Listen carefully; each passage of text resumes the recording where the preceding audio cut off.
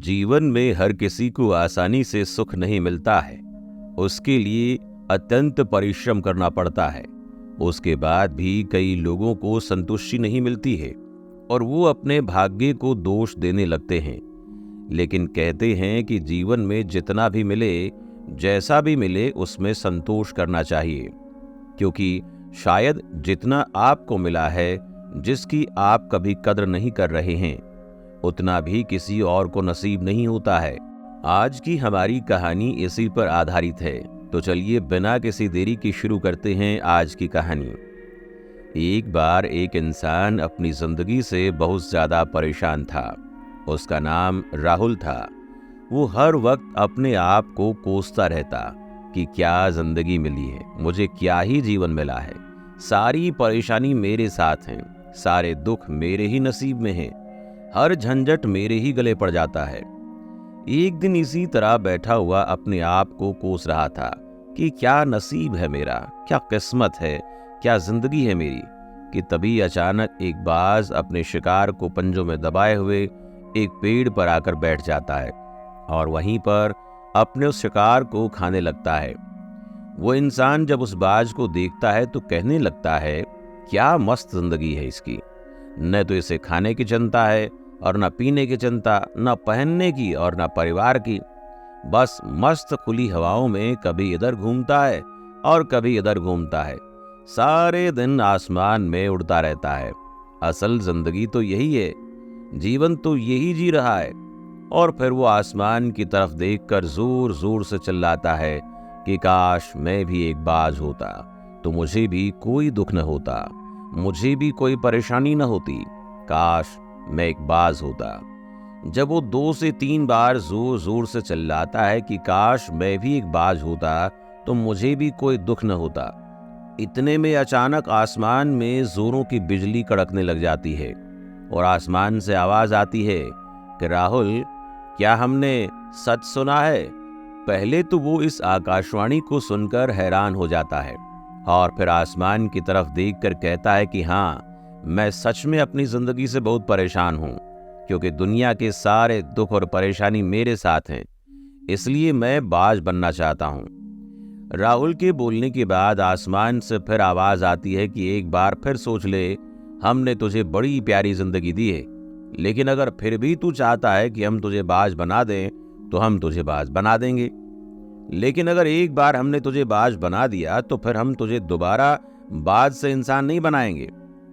राहुल तुरंत जवाब देता है कि मैंने अच्छी तरह सोच लिया है कि मुझे बाज ही बनना है, और एक बार बाज बनने के बाद मैं दोबारा कभी नहीं कहूंगा कि मुझे इंसान बनना है। तभी ऊपर से आवाज आती है कि जैसी तुम्हारी इच्छा, और राहुल बाज बन जाता है। बाज बनते ही राहुल खुली हवा में उड़ने लगता है, कभी उड़ता हुआ इधर चला जाता है, कभी उड़ता हुआ उधर चला जाता है, और सोचता है क्या मजे की जिंदगी है, असल जिंदगी तो यही है, न कोई चिंता, न कोई परेशानी, न कोई डर। वो सारा दिन ऊंचे आसमान में उड़ता रहता है, 2-3 मिनट पंखों को जोर जोर से मारता है, उसके बाद पंख मारना बंद कर देता है और लंबे समय तक हवाओं में तैरता रहता है। इसी तरह हवाओं में तैरते हुए दिन ढलने लगता है। अब वो सोचता है कि मेरे पास रहने का एक ठिकाना भी होना चाहिए, मेरा अपना एक घर तो होना ही चाहिए जहां मैं रात को आराम कर सकूं।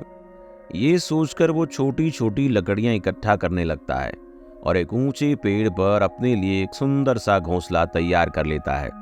फिर सोचता है कि सुबह उठकर शिकार भी करूंगा और सुबह उठकर फिर से मौज मस्ती भी करूंगा, खुली हवाओं में उड़ेंगे, यही सब सोचते हुए सो जाता है। सुबह होते ही वो शिकार की तलाश में निकल पड़ता है, हवाओं में उड़ता रहता है, ऊपर से जाकर देखता है कि कहीं जमीन पर मुझे कोई शिकार नजर आए तो मैं तुरंत जाकर उसे दबोच लूं और वहीं पर खा लूं, लेकिन उसे कोई शिकार नजर नहीं आता। काफी समय बीत जाता है, वो लगातार ऊंचाई से शिकार को ढूंढता रहता है, लेकिन उसे कोई शिकार नहीं मिलता। फिर पास ही एक जंगल होता है, वो उस जंगल में चला जाता है, ये सोचकर कि शायद वहां कोई अच्छा सा शिकार मिल जाए। वो जंगल के ऊपर उड़कर शिकार को ढूंढता रहता है। इतना ही नहीं, जंगल के अंदर जाकर भी शिकार को ढूंढता है, लेकिन उसे वहां भी कुछ नहीं मिलता। शाम का समय नजदीक आ जाता है और वो मायूस होकर वापस अपने घोंसले की तरफ लौटने लगता है कि रास्ते पर थक कर एक पेड़ के ऊपर बैठ जाता है। जब वो उस पेड़ के ऊपर बैठा होता है तो उसकी नजर एक बीमार चिड़िया पर पड़ती है जो कि घायल अवस्था में होती है। वो तुरंत उसके पास जाकर उसे दबोच लेता है, उसके पंख निकाल कर अलग कर देता है और उसे खा जाता है। उस चिड़िया को खाने के बाद वो अपने घोंसले की तरफ उड़ जाता है और रास्ते में सोचता है कि चलो बीमार चिड़िया ही सही, लेकिन कुछ खाने को तो मिला। वो अपने घोंसले पर पहुंचकर आराम करने लगता है और सोचता है कि सुबह एक अच्छा सा शिकार पकड़ेंगे और अपनी भूख मिटा लेंगे। जैसे ही सुबह होती है वो निकल पड़ता है अपने शिकार की तलाश में। हवा में उड़ता रहता है, लेकिन आज फिर से उसे कोई शिकार नहीं मिलता है। काफी समय बीत जाता है। वो ऊंचाई पर जाकर अपनी तेज नजरों से शिकार को काफी ढूंढने की कोशिश करता है, लेकिन उसे कोई भी शिकार नजर नहीं आता। फिर वो पास के उस जंगल की तरफ चला जाता है, लेकिन उसे वहां भी कोई शिकार नहीं मिलता।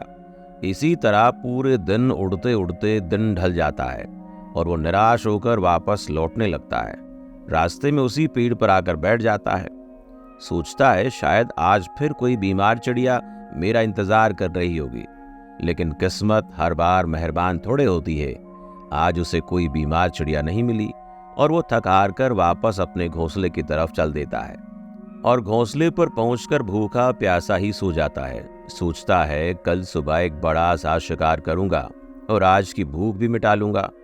यही सोचकर वो अपने घोंसले में सो जाता है।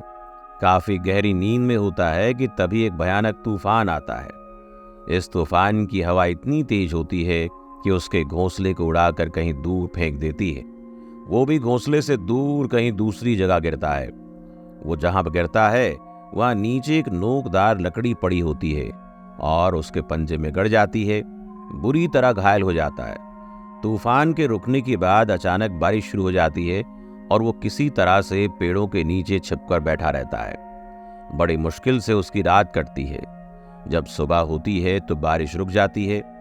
बारिश के रुकते ही चारों तरफ खुशियां छा जाती हैं। चारों तरफ हरियाली छा जाती है।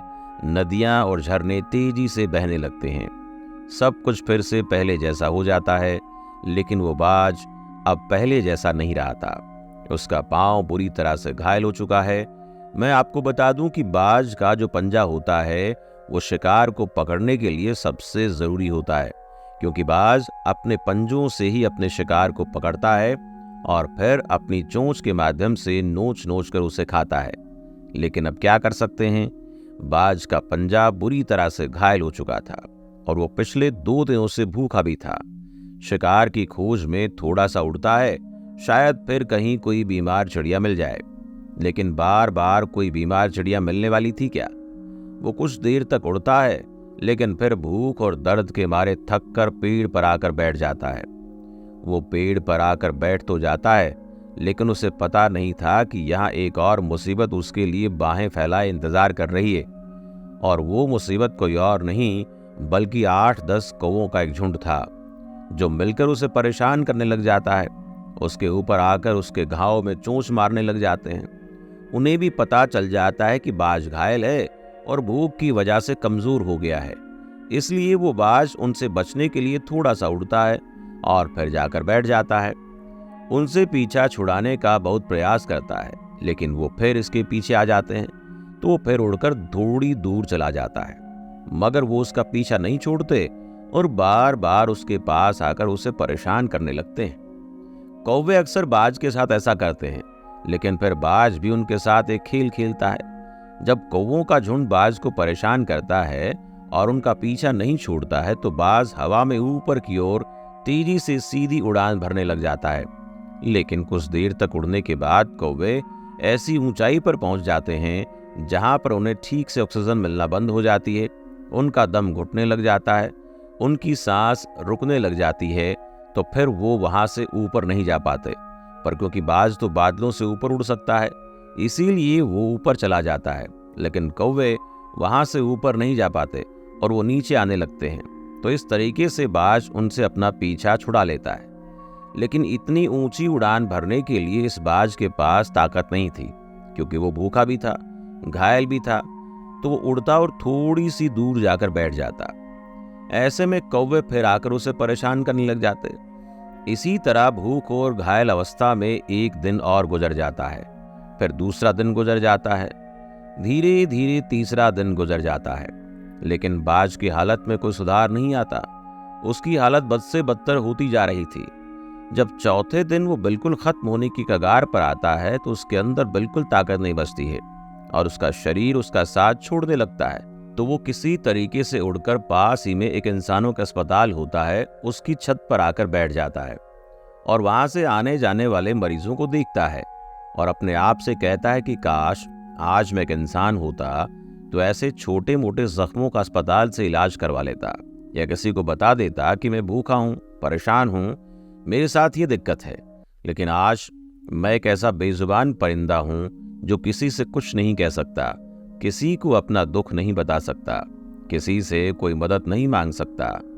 यही बात सोचकर वो उसी छत पर अपना दम तोड़ देता है, लेकिन साथ ही साथ हमें यह सीख भी दे जाता है कि आपको जैसा भी बनाया गया है, आप जैसे भी हो उसी में खुश रहो और उसी में अपना बेहतर करने की कोशिश करते रहो, ना कि इस बात से परेशान रहो कि काश मैं ऐसा होता, काश मैं वैसा होता, काश मैं ये बन जाऊं। आपको जैसा भी बनाया गया है आप उसी में अपना सर्वश्रेष्ठ करने का प्रयास करते रहो, क्योंकि जो आपको मिला है किसी किसी को तो उतना भी नहीं मिलता है। दोस्तों, ये कहानी आपको कैसी लगी कमेंट बॉक्स में अपना कमेंट जरूर दें। साथ ही हमारे चैनल को सब्सक्राइब करना और बेल आइकन पर क्लिक करना न भूलें। धन्यवाद।